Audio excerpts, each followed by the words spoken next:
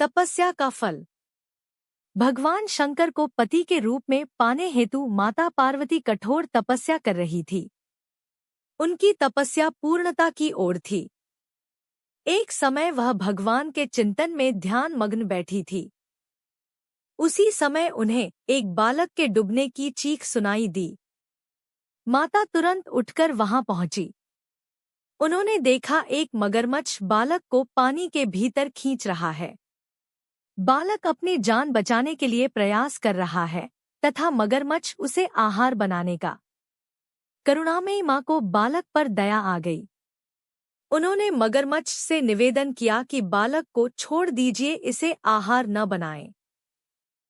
मगरमच्छ बोला, माता यह मेरा आहार है, मुझे हर छठे दिन उदर पूर्ति हेतु जो पहले मिलता है उसे मेरा आहार ब्रह्मा ने निश्चित किया है। माता ने फिर कहा, आप इसे छोड़ दे, इसके बदले मैं अपनी तपस्या का फल दूंगी।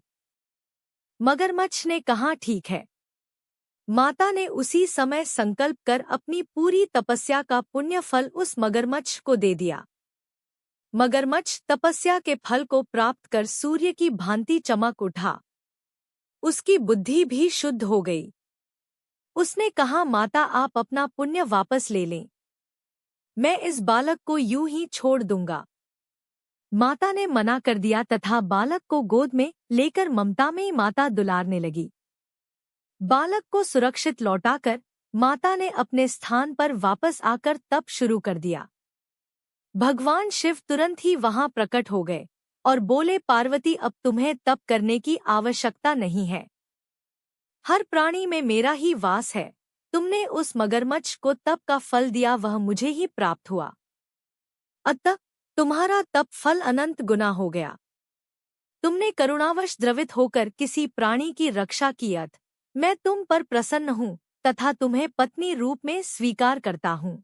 कथा का सारांश यही है कि जो परहित की कामना करता है उस पर परमात्मा की असीम कृपा होती है। जो व्यक्ति असहायों की सहायता, दयालु, प्रेमी, करुणाकारी होता है, ईश्वर उसको स्वीकार करते हैं। यह कथा शिवपुराण में उल्लेखित है।